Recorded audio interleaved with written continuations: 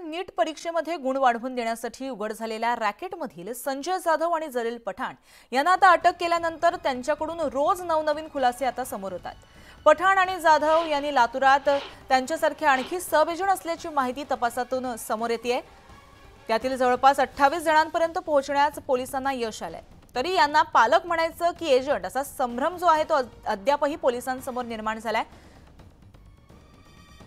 तर नीट परीक्षेत गुण वाढवून देण्यासाठी जे रॅकेट होतं त्या रॅकेटमधले संजय जाधव आणि जलील पठाण यांच्याकडून दररोज नवनवीन खुलासे होताना दिसतायत। तर याबाबत आपण अधिक माहिती जाणून घेऊ आमचे प्रतिनिधी नितीन यांच्याकडून।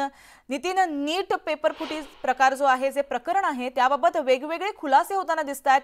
नवनवीन खुलासे जलील पठाण जे आहेत आणि जे आरोपी आहेत ते करताना दिसतायत। सध्या काय याबाबतची अपडेट आहे?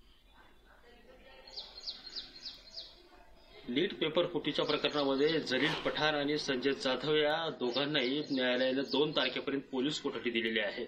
आणि पोलीस कोठडीमध्ये असताना संजय जाधवने अशी कबुली दिलेली आहे की आमच्यासारखे अनेक एजंट जे आहेत जे सब एजंट म्हणून काम पाहतात अशी कबुली संजय जाधवने दिलेली आहे। त्यासोबतच पोलिसांनी या प्रकरणाशी संबंधित एकूण 28 जणांशी आतापर्यंत संपर्क केलेला आहे। 28 जणांची तपासणी या ठिकाणी केलेली आहे। मात्र त्या 28 जण नेमके पीडित आहेत किंवा एजंट आहेत या संभ्रमामध्ये सध्या पोलीस आहेत। आणि त्यासोबतच या प्रकरणातले मुख्य जे 2 आरोपी आहेत हिरण्णा आणि गंगाधर हे दोन्ही आरोपी अद्याप फरार आहेत। त्यामुळे पोलीस यंत्रणा याच्या शोधामध्ये जवळपास 5 पथके पोलिसांनी वेगवेगळ्या राज्यामध्ये पाठवलेले आहेत। दिल्लीमध्ये एक पथक पोहोचलेलं आहे। त्यासोबतच उत्तराखंड आणि झारखंड या 2 राज्यामध्ये देखील पोलिसांचं पथक हे गंगाधर आणि हिरण्णाच्या शोधामध्ये पोहोचलेलं आहे। एकूणच या सगळ्या प्रकरणाचा मास्टरमाइंड जो आहे तो गंगाधर आहे। आणि जोपर्यंत गंगाधर पोलिसांच्या हाताला लागत नाही तोपर्यंत या सबंध घटनेचे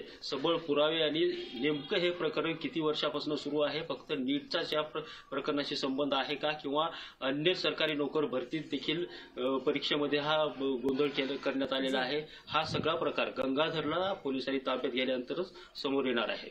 जी, भविष्यात जे काही खुलासे होतात आणि कारवाई होते याकडे आपले लक्ष असेल। धन्यवाद तुम्ही दिलेल्या माहितीसाठी।